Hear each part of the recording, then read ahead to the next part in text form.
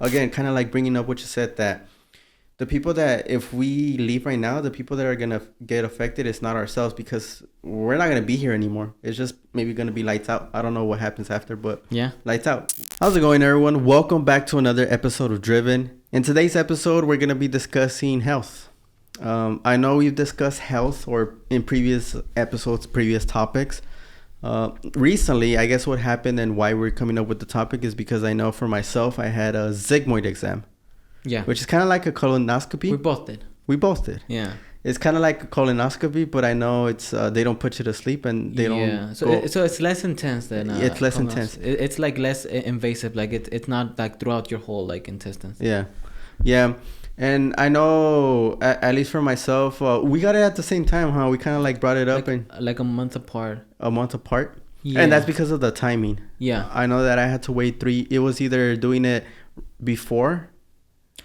It was either doing it before you, but it was gonna like I had to I didn't have time to prep. Was it the next day? Yeah, it was the next day. But then that wouldn't give you time to prep. No. Yeah. So I had to wait. I think a month after. Yeah. But that's beyond the point. But I know why.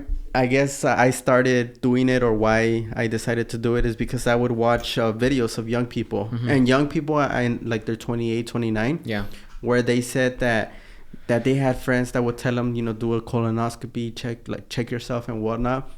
They did it. They found polyps, and then they were able to remove them and prevented it from getting more and more and more, and eventually, becoming colon cancer. And also, like the guy. Does it become? I'm not sure if it becomes colon cancer, but I know there's some polyps that. Oh, I need to do my research. Okay. But from what I know, maybe this is just me talking to talk. But I know there's some polyps that are like not just benign, and then malignant. Kind of like with cancer. Yeah. Okay. And then other ones that maybe like not necessarily cause colon cancer, but can affect you. Okay. There was this guy. Yeah. The Black Panther, the actor. Oh, yeah. The actor. I know he was youngish. He recently passed away from colon cancer, and he wasn't old. I think maybe he was in his 30s. Sorry. I don't know how old he was. But again, and I know for a colon, like for you to do a colonoscopy and whatnot, they like push it, or they recommend you to do it like once you're in your late 30s, late 40s, or early 40s, no?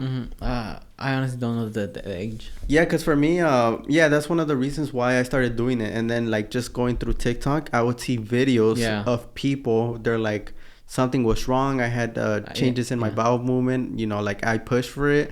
They didn't want to schedule me a colonoscopy. I still pushed it, and then a year after I finally did it. Turns out I had colon cancer. Now I'm like stage 4 or whatever. Yeah. So like now it's like it's very hard to overcome it. Yeah. And pretty much they're saying like this is your sign, this is your message to go ahead and do it. And I would see those videos like every other week, and I'm like, damn, I probably should do it. Yeah. And I know for you, it was kind of the same. You would see videos here and there, no? I saw videos, but definitely I think you were the one that pushed it. Like, just like, that you're going to get. I'm like, you know what? I think I should too. Because for me, like I've always had, not always, but I know in, like out of high school, I've had issues with bowel movements. And so I'm like, and I don't know why I never like took the time to just, go to the doctor. Well, I did go twice.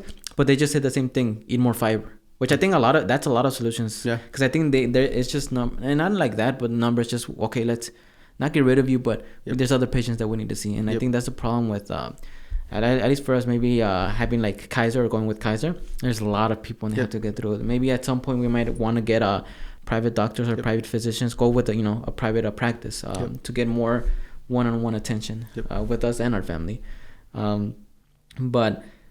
So definitely, I think it was you that kind of like, okay, you know what? I think I should. It's been 12 years since I've had this bowel movements, and so I think similar times we booked the appointments. I think you had booked it first, huh? No, I think you booked it first, and then it's because you missed the call. Yeah, there you go. I missed the call, and then I answered the call, and then that's when I booked it. Because I feel like if it would have been you would have answered first, you would have gotten my appointment, and I would have gotten your appointment. Yep. But I mean, I guess that's just how it worked. But and so I should have done it a lot sooner. I mean, pretty much what I have is colitis. I think is what it's called. It's pretty much just the inflammation of the the lower colon.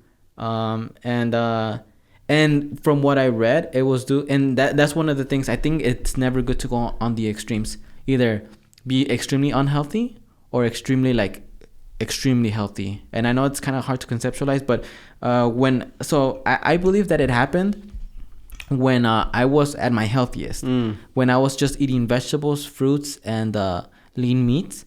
But I remember when I was eating vegetables and fruits, more vegetables. I was eating like a lot. And then I know I was doing a lot of exercise, and so I was doing a lot. And so at the extreme, like I know I was maybe consuming 60-70 grams of fiber a day. Yep. And that's a lot. And so it's not a coincidence that around that time is when like my bowel movement started having some issues. And then now having a sigmoid and knowing that it's I think colitis is what it's called.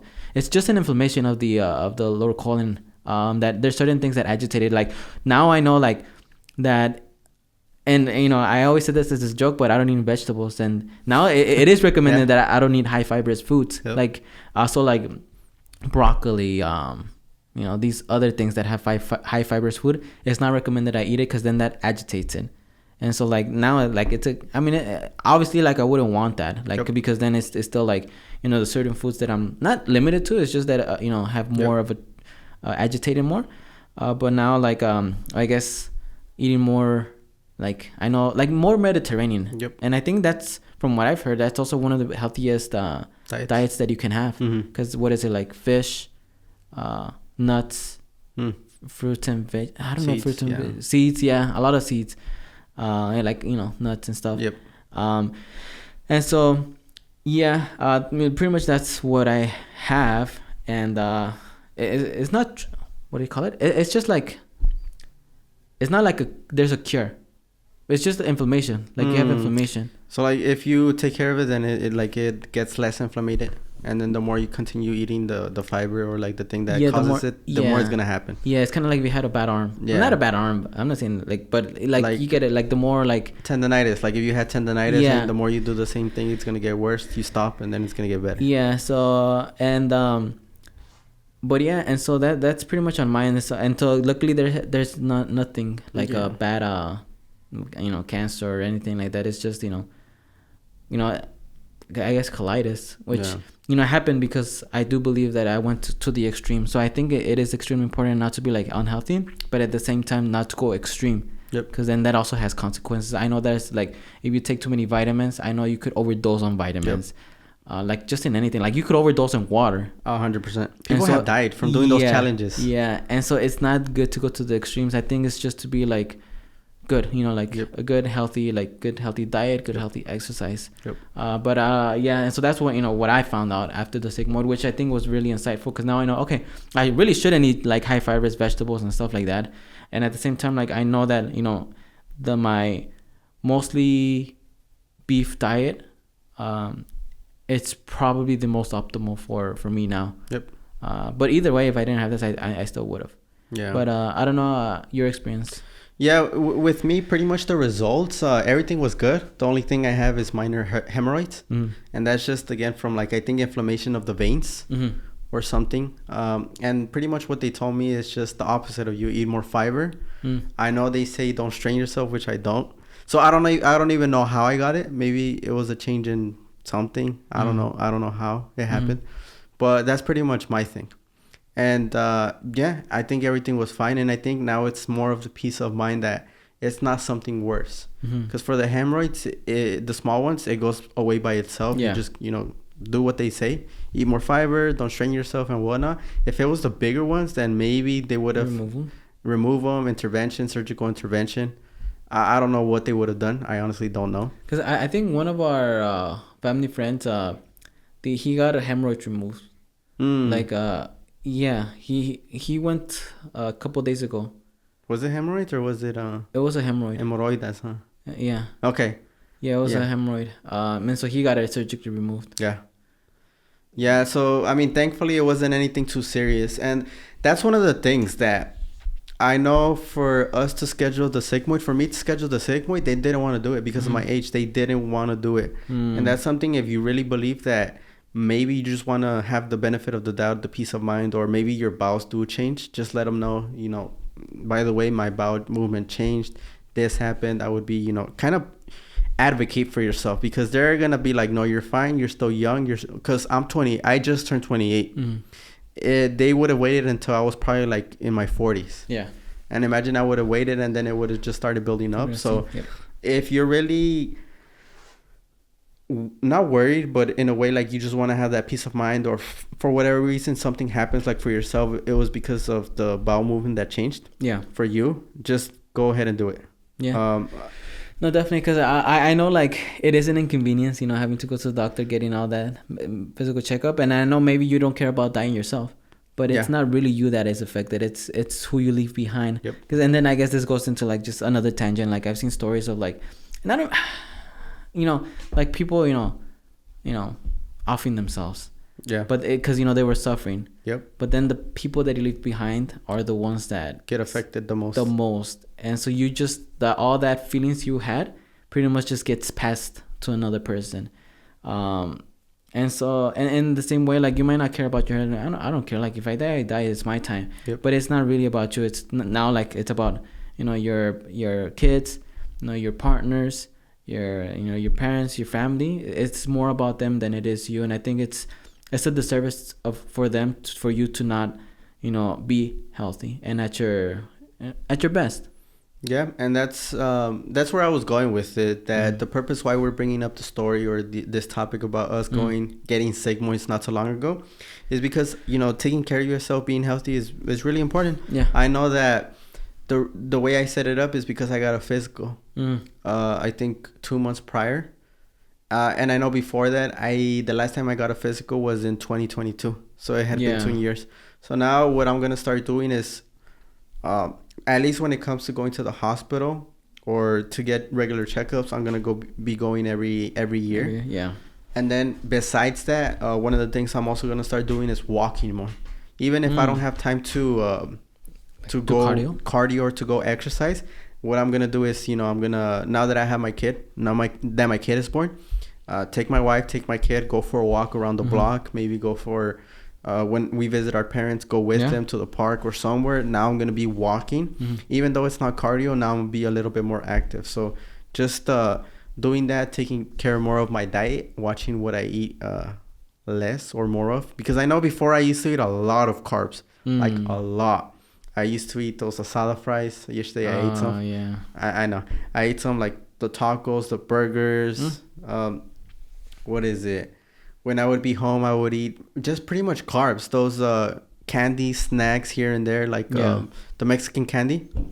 And then also like mango, dried mango with chamoy and stuff. That thing is freaking good. Yeah, so I would eat more of the sugary stuff. And then with that, I know that I think at one point I was pre-diabetic.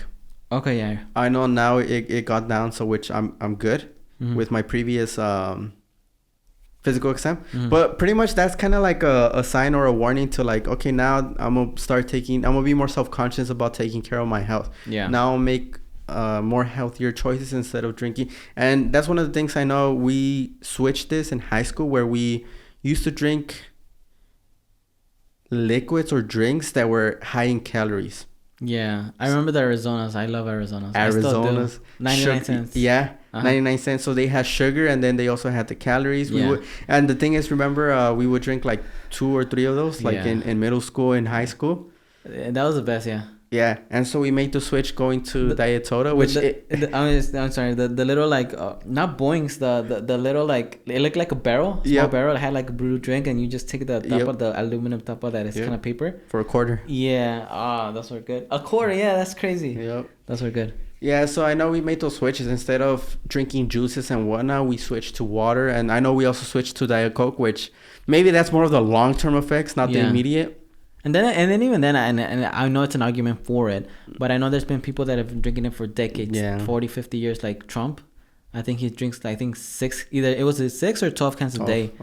12 cans a day, and it's pretty good. And so like, but that's, that's beyond the point. That's beyond the point. I'm trying to make an excuse for myself. But pretty much it's now making more self-conscious choices of maybe instead of drinking juices, drink water. Instead of eating like carbs and fries, maybe more of like sweet potatoes, or instead of frying it, doing like on the oil, air fry it, like just that's yeah, good. just make those self-conscious. And I say that because at least for myself, that's something, again, kind of like bringing up what you said, that the people that, if we leave right now, the people that are gonna get affected is not ourselves, because we're not gonna be here anymore. It's just maybe gonna be lights out. I don't know what happens after, but yeah, lights out.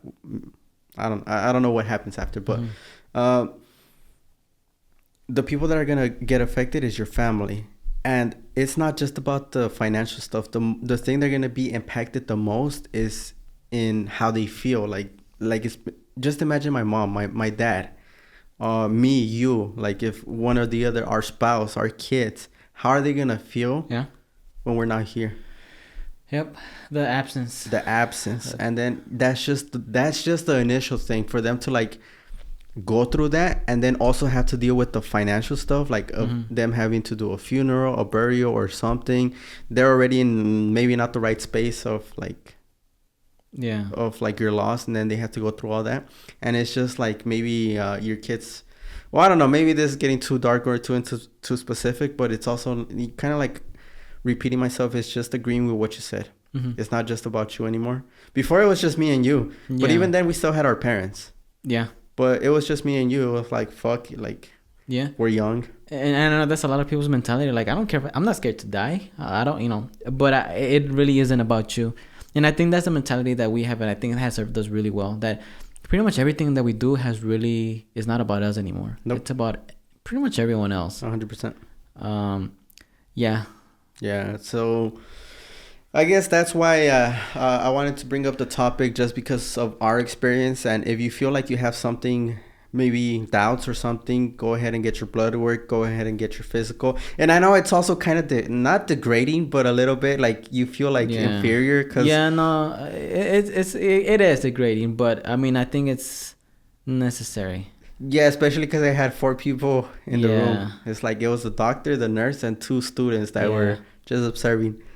And just like, and I was awake for everything. So like, I understand just being in the doctor, you know how they said that pretty much the president tells everyone what to do, but there's only one person that tells the president like what to do. Like, which is the doctor. Like, hey, Mr. President, pull your pants down and I'm going to check you or whatever.